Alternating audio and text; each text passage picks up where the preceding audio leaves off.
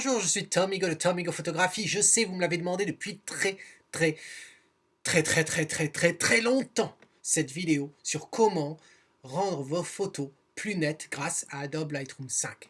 Alors, avant qu'on plonge dans les détails, il y a une chose que je veux vous prévenir. Attention, quelque chose que je ne vais pas couvrir dans cette vidéo, c'est comment rendre vos photos plus nettes si elles sont le résultat d'un mauvais focus lors de la prise.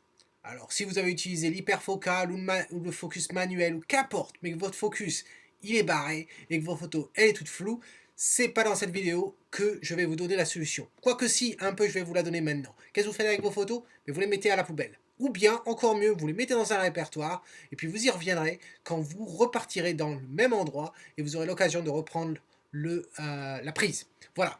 Pour toutes les autres photos qui sont bien en focus, bien exposées, celles que vous êtes contente et vous avez simplement besoin d'un petit peu de punch, un petit peu plus de punch, ou peut-être vous avez des objectifs qui ne sont pas très chers donc du coup qui ont tendance à donner un résultat un peu moins net. Et bien à ce moment-là, on va voir tout ça aujourd'hui, on va apprendre tout ça, vous allez voir, c'est simple. Alors, la photo que vous voyez là sur l'écran, c'est une photo que j'ai réalisée au mois de juin. Et je l'ai réalisée à côté de moi, il y avait mon ami Benoît. Alors Benoît, si tu nous regardes, eh bien, je te souhaite de bonnes fêtes. J'espère te parler avant la fin de l'année quand même. Mais voilà, donc j'étais avec Benoît, on s'était rencontrés, vous avez sûrement entendu sur sa vidéo, on s'était rencontrés à Paris, on devait faire une vidéo ensemble, vous la publier, on ne s'est pas vraiment préparé, en fait en réalité on a passé toute la soirée à discuter, on n'a pas arrêté, c'est vraiment un gars super, ses vidéos je les adore, sa chaîne aussi, donc Benoît si tu nous regardes, on t'adore. Voilà, et donc j'étais avec Benoît et puis on s'amusait comme ça à prendre des photos de la cathédrale de Notre-Dame, bien sûr, à Paris, que j'adore. Et voici le résultat. Donc j'ai terminé d'éditer cette photo. Et comme vous voyez, ce que j'aime moi sur ce bâtiment, c'est déjà qu'ils l'ont nettoyé, c'est déjà une bonne chose. Ça a mis 10 ans à peu près à faire le nettoyage de toutes les faces, mais vraiment c'est magnifique. Mais ce que j'aime surtout de ce bâtiment, c'est la netteté. Regardez le travail fin de la pierre et aussi des métaux, regardez sur le toit. C'est magnifique, c'est de la dentelle. Bien sûr, quand vous prenez la photo, vous voulez vous arranger à reproduire ça, à garder toute cette dentelle, tous ces détails, toute cette finesse-là. Donc, vous faites votre photo, et voilà, elle est en focus, elle est parfaite. Mais après, il faut aller dans Lightroom pour donner un peu plus de punch, pour qu'elle ressort, qu'elle soit très nette. Là, c'est le résultat final. Donc, comment j'ai obtenu ça? Au départ, j'avais cette version. Vous voyez pas la différence? Alors, attendez, je vais vous aider, je vais la mettre à côté. Voilà. Vous voyez la différence? Toujours pas? Ok. Bon, alors, on va zoomer un peu. Là, dites-moi que vous voyez la différence. Celle de droite contre celle de gauche. Celle de droite, elle est plus nette. Celle de gauche, elle est moins nette. Quoique, si j'avais commencé par celle de gauche, vous aurez dit, ah si, Tom, elle est bien nette ta photo. Oui, mais celle de droite, elle est encore plus. Donc allez, assez de blabla, comment on fait? Eh bien, c'est très simple, on va dans le modèle de développement dans Lightroom 5. Et on va s'occuper que du panneau détail. Alors qu'est-ce qu'on a dans le panneau détail? Vous voyez la petite fenêtre ici, là. Et vous pouvez sélectionner la zone que vous voulez voir apparaître grâce à ce petit sélecteur. Voilà. Alors, bon, c'est pas mal le sélecteur. Vous avez cette petite fenêtre. Moi, personnellement, je ne l'utilise pas. Pourquoi? Parce que j'aime les grands écrans. J'aime voir, je prends des lunettes, j'aime voir les choses en grand. C'est pas dans une petite fenêtre que je vais travailler. Donc, qu'est-ce que je fais? Eh bien, je la diminue. Et en la diminuant, qu'est-ce qu'on remarque? On remarque un point d'exclamation ici à gauche. Et bien, quand on clique sur le point d'exclamation, boum, on passe en 1-1. C'est-à-dire que j'ai tout mon écran maintenant. Et je peux enfin voir le travail que je vais faire. Ensuite, qu'est-ce qu'on a? On a le fameux panneau de netteté avec le premier slider, le premier manette, je ne sais même pas comment on dit ça en français. Le premier réglage, c'est le gain. Alors, qu'est-ce que ça veut dire? Eh bien, c'est simple, c'est ô combien on veut de la netteté dans votre image. Est-ce que c'est très français ça? Ô combien? C'est vraiment de la traduction mot à mot que je fais de la version anglaise que je vais d'enregistrer immédiatement. Mais en gros, c'est quoi? C'est ajuster le niveau de netteté de votre image. Donc, on est à 0 au départ. Plus je vais aller vers la droite, plus je vais augmenter la netteté, vous devez le voir apparaître sur votre écran, mais aussi ce que vous pouvez voir, c'est on commence à avoir ce qu'on appelle en anglais des artefacts, des détériorations de votre image ici, et plus je vais aller vers le maximum, plus ça va être laid. Regardez-moi ça, on va aller zoomer à 2 sur 1, regardez, on dirait des vers, c'est à gerber. Alors comment faire? Eh bien, il faut trouver le bon niveau entre le niveau de j'arrête pas de dire de sharpness définitivement, l'anglais me tient. Le bon niveau de netteté par rapport au niveau de, euh, de dégradation au niveau des pixels. Alors, pour vous aider, parce que quand on traite avec des couleurs, c'est pas toujours facile. Et oui, en fait, la netteté, c'est quoi? C'est le contraste, c'est les zones sombres, c'est les petits pixels noirs assombris qui vous aident à, à vous montrer correctement les bords de votre sujet. Et bien en couleur, des fois, ça vous perturbe. Alors qu'est-ce qu'on fait? Eh bien, on appuie sur la touche Alt ou la touche Option si vous êtes sur le Mac. Et ensuite, vous appuyez sur la petit slider. Voilà. Et donc, en bougeant, maintenant, vous vous apercevez, on est en mode gris. Et en mode gris, c'est plus simple. Et oui, c'est plus simple. Donc en fait, on déplace petit à petit sur la droite jusqu'à ce qu'on ait un peu plus de netteté. Voilà. Et là, je suis assez content là d'ici. Voilà. Donc voilà, c'est fait. Alors on peut voir avant et après. Hein. Donc avant, après. Le changement, il est radical. Qu'est-ce qu'on a ensuite? On a le rayon. Alors le rayon, par défaut, il est à la version 1. Alors qu'est-ce que c'est le rayon? Le rayon, en fait, c'est les bords de vos pixels. À quel point ils vont être compressés pour créer cette netteté, cet effet de netteté dans votre image. Donc, le rayon, plus vous l'augmentez, plus ça va avoir un effet. Alors vous n'allez peut-être pas le voir la différence ici. Il s'est avéré qu'en fonction de votre sujet, des fois, vous allez pouvoir avoir un contour blanc qui apparaît ou légèrement plus éclairé. Vous commencez à en avoir un ici. Alors regardez, si on regarde là, le long du paratonnerre, on voit c'est très léger, mais il y a peut-être une ligne de pixels blanche. Pareil sur le contour ici. Si je la remets à 1, ça se réduit. Alors, moi, je vous avouerai, je ne le change jamais, le rayon, mais si vous veniez à le changer, une petite astuce, ça serait d'appuyer encore sur cette touche Alt ou Option sur le Mac et vous bougez.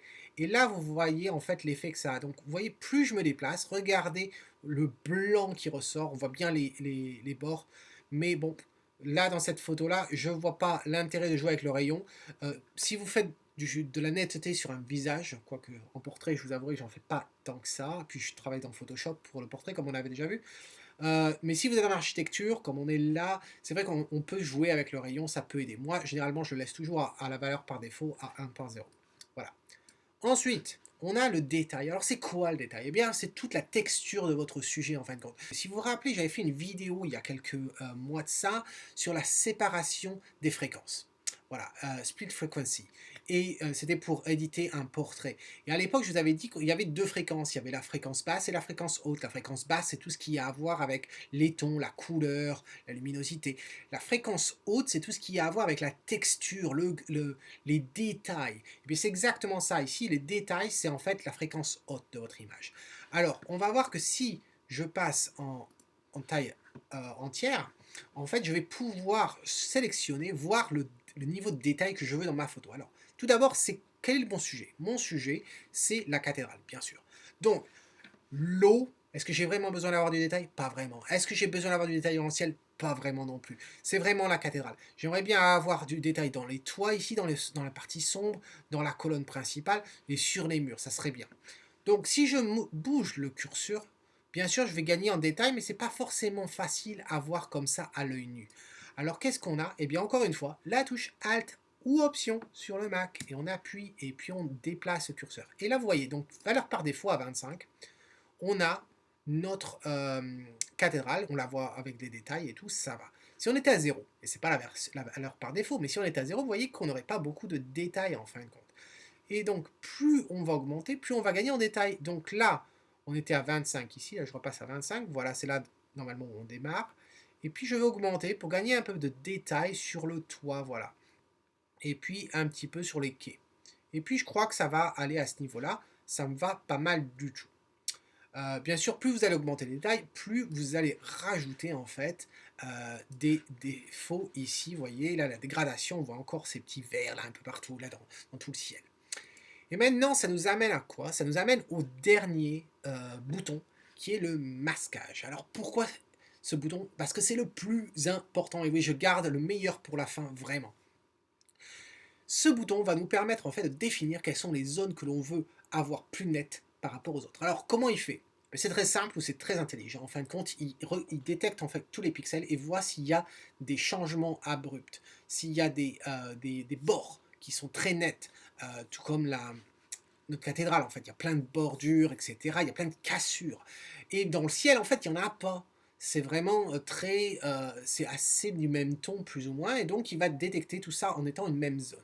Alors vous pouvez bouger votre masquage comme ça de droite à gauche et vous n'allez pas forcément voir le résultat concret. Alors qu'est-ce qu'on fait? Eh bien, vous l'avez compris, Alt ou Option sur un Mac, et puis vous appuyez sur le bouton. Par défaut, vous êtes tout en blanc. Tout ce qui est blanc, c'est toute la partie qui est mise où la netteté s'applique. On va le déplacer vers la droite, et là, tout ce qui est en noir, eh bien, c'est là où la netteté ne s'applique pas. Et vous voyez, c'est très intéressant. Donc, moi, dans l'eau, je m'en fous. Dans le ciel, je m'en fous aussi. Tout ce qui m'importe, c'est vraiment ma cathédrale. Donc là, eh bien, j'arrive à un niveau assez bon. Donc voilà, je m'arrête là. Et voici. Donc maintenant, si je zoome et qu'on a fait apparaître l'historique, avant d'utiliser le masque de contour, regardions ce qu'on avait. Ah, on avait tous les verts, etc. Et regardez le niveau de netteté sur les tours. Maintenant, je passe à l'étape masque du contour. On a toujours la même netteté sur la tour, mais regardez, le ciel, maintenant, il est propre. Et d'ailleurs, le ciel, il est aussi propre que si je désactive tout ce que j'ai fait jusqu'à présent sur le détail. Vous voyez? Il n'y a pas de changement. Par contre, vous voyez le niveau de netteté qui a changé? C'est assez impressionnant. Vous laissez aussi apparaître les points rouges. Alors là, les points rouges, ils viennent d'où? Ils viennent d'en haut, de l'histogramme. Regardez, c'est parce que je l'ai activé. En fait, c'est quoi? C'est tous ces pixels qui normalement sont blancs, l'équivalent de ce que vous avez à l'arrière de votre appareil photo, cette petite option là qui clignote en noir pour montrer quand vous avez des pixels qui sont tout blancs où il n'y a pas d'information. Ce qu'il faut toujours éviter de toute façon. Mais là, alors quoi faire? Ben, vous pouvez très bien utiliser la brosse et vous amuser à passer par-dessus en jouant avec la luminosité, etc. Personnellement, je vous les conseille. Ça sert à rien. Pourquoi?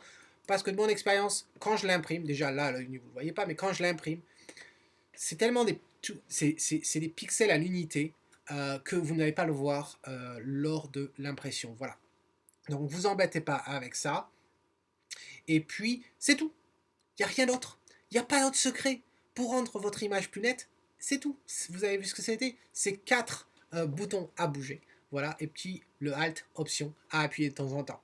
Alors, vous voyez que y a un autre, à l'intérieur du panneau détail, il y a aussi la réduction du bruit. Et je sais que vous voulez que je vous en parle. Et bien, je ne vais pas le faire aujourd'hui. Pourquoi? Parce que cette image ne s'applique pas. J'ai pas de bruit dans cette image. Et pourquoi j'ai pas de bruit? Parce que cette image, elle est le résultat d'une très bonne combinaison. D'une très bonne combinaison, pardon. Combinaison de facteurs tels que un très bon appareil, le Canon 5D Mark III, un très bon objectif, le 24-105, une bonne exposition, un 30 secondes simplement d'ouverture, et une ouverture à f11 qui est quand même très bonne.